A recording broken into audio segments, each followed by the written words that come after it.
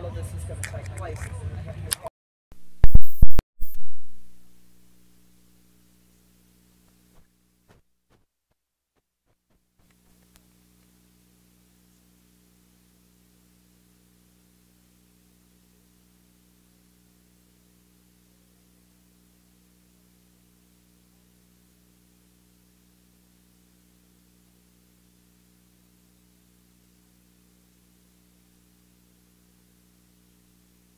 Jr. designed that probably 30 years ago, and we're still using that original oven today.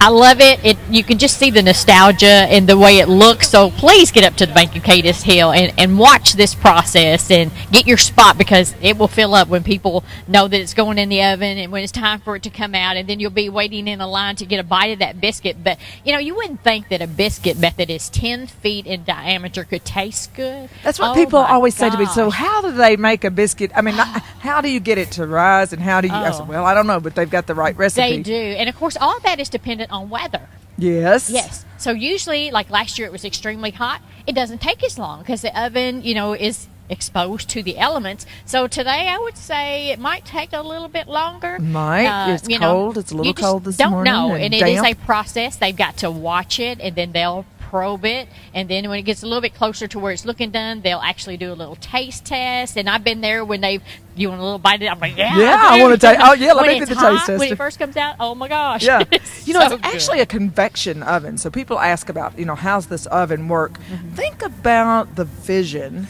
that Smith Broadbent and other community leaders had. First of all, to even dream up the years ago. I don't even know that they were invented yet. Right.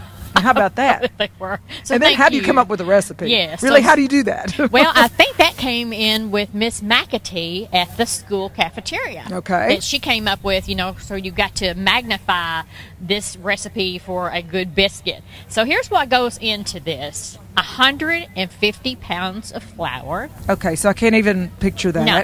Yeah, you think about 10-pound bags and gotta have it on them. And that takes up a lot of space. Yes, and I don't know they even make it in 10-pound bags anymore. People used to buy it, but now it's more like 5-pound bags. You know, 9 gallons of buttermilk, 6 pounds of sugar, 2 1/4, very precise, gallons of water, 4 cups of salt. That sounds like a lot of salt, but with that's what makes that biscuit so good. Right. 3 cups of yeast. That takes pinch of salt to a new level, doesn't it? A cup of soda, and of course then several Broadbent hams, which is what makes the finishing there. And they are so generous in the portions. Of course, they have actually handcrafted, the cutters also for this. And they are oblong shaped, and they are a really big size. And they still sell it, as far as I know, for $2 a biscuit. Yeah. We talk about a bite that of a biscuit. needs to be a $5 biscuit. We're not talking about a bite of a biscuit. We're talking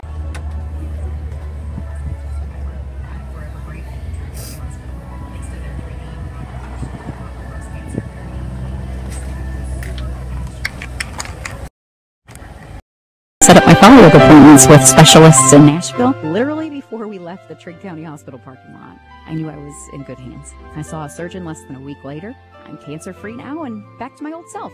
Thank you, Trigg County Hospital, for investing in my health and the health of Trigg County. Whether it's a car accident, storm damage, or a fire, when the unthinkable happens, it doesn't matter if you save money in 15 minutes. In this moment, it doesn't matter if your neighbor has the same insurance you do. In this moment,